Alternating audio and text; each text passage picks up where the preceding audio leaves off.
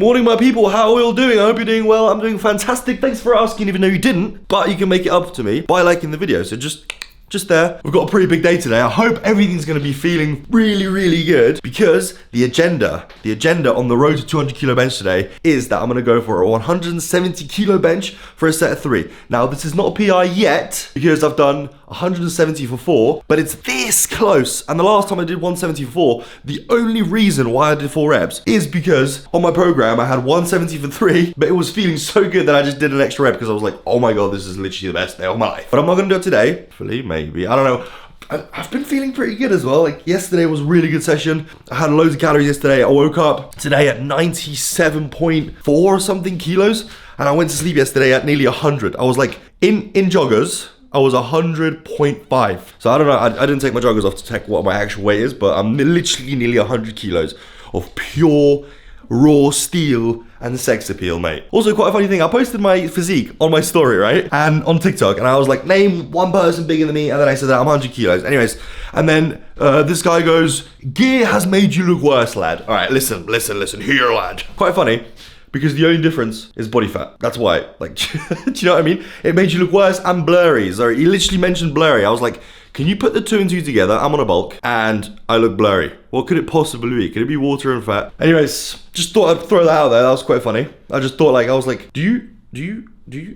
No? Anyways, I'm getting a mad shoulder pump right now just from holding that camera, which means I'm good to go, I think, today. Today's gonna be a good day. Let's get the breakfast going. Let's get it cooking. I'll be right back and we're gonna have it, all right? In a bit. Okay, the breakfast is served. Classic, 3 bagels, 20 grams of jam on each. Light work. A jug, 1.5 liters with an electrolyte tablet in there. I already told you about those. And we have a protein shake. There's a pint of milk, semi-skimmed, and 2 scoops of whey isolate, so 60 grams. I'm also gonna show you all of the supplements that I'm taking in a minute because I just got a delivery and I got like even more separated supplements. Does that make sense? Some things, sometimes like some of these ones are like zinc and magnesium, for example, but I got everything separately and I've got different versions of them. So I'm gonna show you exactly what I got because I got a pretty good amount of stuff that I take every day and I wanna show you absolutely everything that I take. So it's gonna be pretty interesting, all right? I'm gonna have my breakfast real quick. It is 2:07. It's really bad, by the way. I keep waking up later and later because I need to get my calories in. And if I don't get my calories in, I'm not going to sleep. And then it gets pushed further and further back every day. If I go to sleep later, I have to wake up later. And now because I woke up later, I have to get my calories in, which makes me push my bedtime later. And then it just keeps going and keeps going and keeps going. It's just a tough life of a bulking man, lad. Anyways, let's get this down me. And I'll see you guys in a second. Okay, let's bring out the big guns. Okay, item number 1. We've got a puffer jacket. This is for Lucy. It's like a long coat. It goes down to her knees, I'm pretty sure. Or even longer. Beanie, and another beanie. One for me, one for Lucy, because it's freezing outside. We might as well just get a beanie, do you know what I mean? Another beanie. What the hell? Oh yeah, just a different colour. Lucy wanted a different colour. Whey isolate, unflavoured. Literally, I don't have flavoured whey because all the flavours, they always have like a weird taste. Vanilla's nice, but I'd rather just have unflavoured. It just kind of tastes like milk and I just down it. And then there's no aftertaste, no nothing. So unflavoured. Okay, I've got vegan omega-3s and I've got regular essential omega-3s. I already told you about, guys about this. You need a lot of EPA and DHA. And if you look at the back of these, EPA 180 milligrams, DHA 120 milligrams, and you want like over a gram of EPA and DHA in your day, which means you're gonna be taking like 5 of these a day, basically. That's why I've just got, and the vegan ones because Lucy doesn't like the fact that if you have the essential omega-3s, you can taste the fish sometimes. She can taste the fish, like if she burps or something. I don't really have that problem, but there you go. Lucy's picky, so vegan one for her.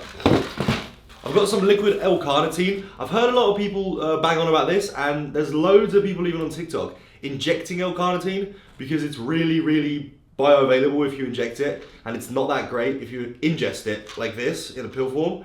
But at the same time, I can't be asked to inject something like more than I do, you know what I mean? So I'm gonna see if the liquid L-carnitine, I'll just take loads of this. I'm gonna see if it has any effects because apparently it's meant to like increase pumps, help with fat, like oxidization, fucking so many different benefits to it. But I don't want to inject, so we're just gonna see what the L-carnitine. I got the most expensive one, so we'll see what it's saying. All right. I got some zinc because Zinc's good for so many things. Like if you're natural, zinc's pretty good for your hormone levels. And also I'm taking I was meant to take 40 milligrams of zinc a day because it helps with your skin as well. So there you go. I've got an A to Z multivitamin. It's like just a bunch of stuff in there. Whether it's going to be bioavailable, I don't know, because it's just a pill, like a pressed pill. Probably means it's not. You usually want something suspended in oil, otherwise it won't.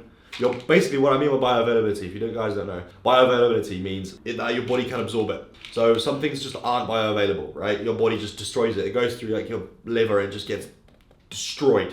Your digestive system just gets like whacked and nothing comes out at the other end, like into your blood.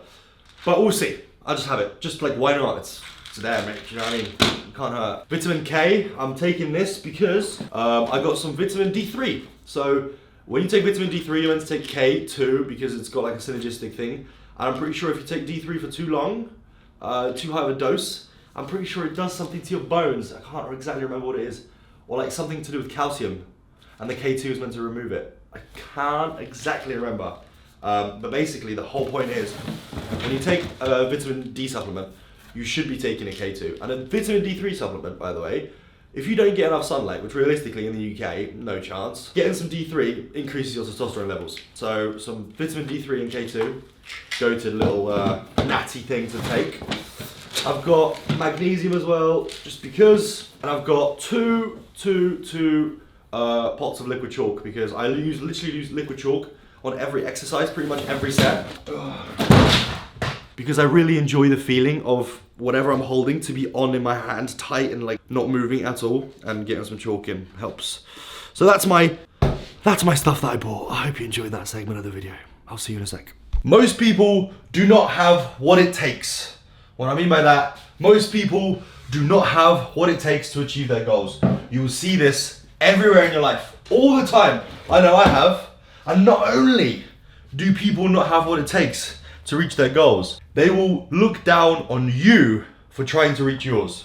For example, let me give you an example. Let me just relate it back to something you might relate to. Back in school, when I was 15 going on 16, I knew to reach my goals, to do the right thing, I needed to bulk, right? Now that comes with weight gain, being fat a little bit, you know, changing, looking bad, dare I say, yeah? I was a bit fat and I looked overweight and my friends made fun of me. They were literally making fun of me all the time. They were like, Dave, you don't know what you're doing. Dave, you're fat. Dave, you're doing things wrong. Yada yada blah blah. Like, and it literally was happening every day. And I knew inside of me, I was like, I know what I'm doing. Deep down, I know exactly this is the right thing to do, and I know this is going to bring about the results that I'm looking for. And literally, my friends would not believe me, right? They were just like, essentially just hating on me. And it's crazy because, I mean, they used to go to the gym. They don't anymore. Look back at them. Have they done anything? They went to school. They went to uni. That's okay. It's good. It's fucking great. It's just like what happened to the goals they used to have? Like they used to say like, oh, I want to be big, I want to be stronger, yada yada. Never did any of that. Never did what it takes. There's loads of people out there. You probably know a lot of them. They'll tell you their goals. They'll be like, I want to make money, or I want to be bigger, or I want to be stronger. They won't do what it takes, because to do what it takes requires consistent, deliberate effort, right? And most people just don't have it. And I want you guys to just, if you have a goal, stick to it. Stick to it. And I got reminded of this today because I got like flashbacks from when I was back at school. I'm bulked. I posted my physique I told you about this. I posted my physique on social media. And there's people saying, you looked way better before. You look shit, essentially, like literally roasting it. I don't care. Like, actually, I think I look amazing at all times. And it's only temporary when I don't look my best, right? So I saw that, I was like, wait a minute, this is giving me flashbacks to when I was a kid. I was like, I know exactly what I'm doing. I know that this is exactly what it's gonna take to pack on muscle, to pack on strength. And people are just like, they don't see it, right? And they will never see it. And there's people out there that just won't ever get what it takes to be what you wanna be. I guess what I'm trying to say is, if you're bulking and you have doubts, stay on your path. If it's not bulking and you're running a business, there's gonna be stuff in your way all the time. There's gonna be people that like don't believe in you. They're gonna tell you that it's not gonna work. And I'm not trying to be some motivational speaker. Because I know when I started my TikTok, when I started my business, when I started everything, my friends told me like, Dave, what are you doing? Number one. Number two, when I start my business, they were like, this is never gonna work. And pre-workout's oversaturated and all this. Everything works out just fine. If you know inside of you that this is what you wanna do, it's gonna work out because you're gonna stick at it. And most people won't. That is the advantage you have. If you're a fucking strong-willed individual, you have the advantage of doing anything you like. Because most people won't. They'll give in to the first bit of pressure, they'll give in to the first bit of criticism, and they just won't even start. Okay? So, I'll cheers to that, and hope for a good session. And even if it's not a good session, guess what? I'm gonna go in and I'm gonna do it anyways. Adios. Lads, I'm gonna give you the entire session right off the bat. Have a look at the screen. You're welcome, okay? That deserves a like on the video. That deserves a like on the video. Use it. It's a moderate volume session. You should mix it in with like a low volume session, maybe a high volume session. You shouldn't be doing the same session every single time you lift because your body gets used to it quite quickly. It's best to switch things up. Keeps it interesting as well. Like, if you do the same thing every single time you go into the gym, how long are you gonna last before you're like, you know what? Screw this, mate. I hate doing 3 sets of 10 or 3 sets of 8. I'm sick of it, mate. But anyways, so switch up your training. Usually you've got like 2 push days a week, 2 leg days a week, 2 pull days a week. Make one like, I don't know, like a chest focus, make one a shoulder focus, make one a lat focus, make one a hinge focus, make one a quad focus and the other one hamstring focus. It keeps things fresh. And when you go back around, you're excited to do those things again and you might be able to progress like easier for longer. Does that make sense? I hope that makes a little bit of sense. Anyway, speak of progress, mate. Oh, it's looking good, lads. It's actually looking really good. That was the last one at 155. Just needed that for my heart and my head, just to make sure that everything's feeling good. Then 170 was loaded on the bar. No spotter, by the way. No one in the gym. I didn't see anyone in the gym that I was like comfortable asking for a spot, because I like people have different ideas of what a spot means. So I was like, do you know what? I'm just not gonna fail it. That's literally that went through my head. I was like, if I fail it, I'm not going to, because I'm not gonna fail. Unracked it, felt alright. First rep, felt good. Second rep, third rep, a little bit. The third rep was a little bit, but that's expected. That's how it should be. It should be a little bit slower. So that went really, really well. Top set 3, bosh. Next time top set 3 comes around, that's gonna be a PR. That's gonna be 172 or 175, depending on how I feel. Back offs, 3 sets of 8 at 142, which is, I think, a PR. Could be wrong. It's been a while, but I think this is either a PR or a match PR, and it felt amazing. I was literally like, I felt so in the groove. Because I've been thinking about benching this whole time. Like yesterday, I've been thinking about benching. This morning, all day I've been thinking about benching. I was thinking about how I'm gonna press and everything. And it just really, really helps if you just think about what you're doing before you go do it.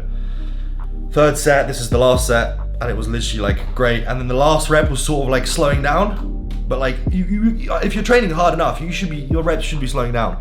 I wanna go, when I train bench press, when I'm thinking about like a main movement, like a bench press, a deadlift, or a squat, I never want to be at failure. Like, going to failure, there's like a diminishing returns, right?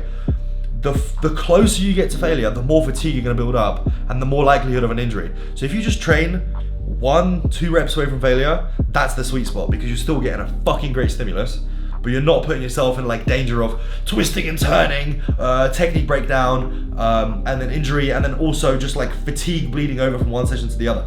So just on movements like the bench press, the big movements, you know what the big movements are, the big fucking hitters, 1 to 2 reps away from failure. On exercises like shoulder press, machine, I'm talking about machines here, chest fly, lateral raises, mate, easy stuff, fluff, you know what the fluff is. Go crazy. That's when you can go just absolutely ham. Speaking of going absolutely ham, I started pausing my pec flies in the stretch position. When I tell you, I've never felt stuff like in my chest like I have before. Like pausing it in like really lengthened position, and also just sticking your sternum up so it's even more stretched. Unmatched. If you've never tried it, please, for me, next time you do it, just lower the weight a little bit because it's gonna be more difficult. Just try it. Keep your chest sky high, out, pause, feel the stretch, back in. Wow. I'm telling you, insane. Never felt a pump in my chest like that before. Never felt the stretch in my chest like that before. This is gonna be the key to a fucking Arnold chest. That's just, oh, you know, the bench press is gonna be the main driver, but that is gonna do some fucking damage. Then lateral raises, I did 3 sets of 20, or no, four, between 15 and 20. And also on the lateral raises, I see a lot of people like half-assing them, like sort of arm really bent, and then also just like going halfway. You should go higher than you think. Like if you look at your elbow to your shoulder, you can go higher than your shoulder. I mean, as long as you're not getting pain, that is, you can. And if you can, you should, because you're gonna get a better contraction. More range of motion always means more growth, basically. So take your lateral raises nice and high. Obviously, as you get fatigued, they're not gonna be as high. Towards the end of your set, it can get a little bit sloppy, but just try your best to go as high as possible. Bosh, progress over time, light work, go crazy on it. And then 4 sets of triceps, 10 to 12 reps. What little tip I have here? Focus on actually going all the way up. Like, let it stretch you. Let it stretch your tricep. The stretch is the most important part of the movement. And if you're enjoying the video, subscribe. Whoa, that was insane. That was insane. That was insane. Considering I benched 2 days ago, that was an absolutely amazing session. And the reason was that when I went in, I had a vision, right? I visualized that 170. Before I went in, I had it all planned out in my head. I knew exactly the steps I'm gonna take to the bench. I knew exactly the place I'm gonna put my arm. I knew everything. And if you wanna improve on a movement like the bench press, like the squat, like the deadlift, I think visualizing is an absolutely insane tool that not many people use. Like literally, people don't actually think about lifting before they go lift, and you can sort of play it over and over in your head, over and over in your head, over and over in your head. It gets rid of the anxiety, as opposed to if you were just gonna go for the lift. If you've already played it over in your head 100 times, thinking you know exactly what you're gonna do, the only thing you're gonna do when it comes to the lift is just go and do it. You're not gonna be like, oh my god, oh my god, oh my god, like start tweaking and twitching and fucking, you know what I mean? So I think visualizing is really important, and I've done it my whole life, and it really helps the lifts, because I get really anxious before lifts, which I like, for me, it sort of manifests in like me shouting and screaming and getting loud, because I sort of blast my music, shout, scream, get really hyped, because it helps me forget about everything, right? And if I were to not replay the lift over in my head 100 times, when it comes to that moment, I would be even more anxious, I would doubt myself, and I would probably fail. So replaying over in my head, and when I get to that time, the only thing I'm doing is just sort of getting myself as excited as possible and just going for it. So start visualizing your lifts, lads, all right? It really does help. Do it next time, do it next day. Next time you have a big lift, just think about it over and over again. Replay it in your head, exactly the steps you're gonna take, and it really helps. And if it does, you're welcome. That's my little tip of the day, all right? I'm gonna grab some food. I need to go to the shop real quick. I'm also running out of fuel. Oh, see you lads when I'm home for the post-workout meal. It's gonna be good. I'm actually I feel good. I feel good as fuck today. Let's go. Post-workout meal. I've switched it up today. Hey, it's usually a steak and rice, or steak and a smoothie. But you know what? I thought today, why not switch it up? I've been eating the same thing over and over and over again. And I remembered an old-time classic bowl here. It looks a bit like a mishmash of everything, but basically, it's bolognese. Crazy, huh? 10% fat mince, 200 grams. I've got 200 grams of dry pasta. The mince is also weighed raw. And I've got 50 grams of cheese, just cheddar cheese. And then I've got 300 grams of bolognese sauce, which is just like a dolmio bolognese sauce. The recipe, dare I say, it's not like it's hard to make. It's just over there, mate. And then I'm gonna have, I haven't done it yet, but I'm gonna have a whole jug here of water with electrolytes, because I just trained like a beast. That was a crazy session, I love that. And then on top of it, I'm going to have some omega-3s. So I'm gonna have 2 of those. I think I might throw some L-carnitine on the side, just because, like, why not? It's just an amino acid. I don't know, we'll see. I'm like, maybe I'll just throw that in as if it makes any difference. But anyways, the omega-3s definitely make a difference. So have that. That's my post-workout meal. It's gonna be delicious. Let's have a little taste actually, because I don't know whether I oversalted it, undersalted it. I don't see that. Okay. I also cut up my spaghetti, because it's easier to spoon than it is to fork and like spin around. And different to pasta doesn't, I don't like different pasta. Anyways. Wow. I used to make this with 5% mince, and changing it to 10% mince. Wow. That literally tastes like some bolognese from a restaurant. That's banging. I mean, there are some benefits of bulking, right? I'm a little bit hungry, so this is actually tasting really good. And if you make a nice meal, you have all the calories to play with. So like this bowl right here is 1,500 calories. And people say it's hard to bulk. Hey, actually it isn't that easy, but anyways, gonna get this down me. I'll see you in a bit.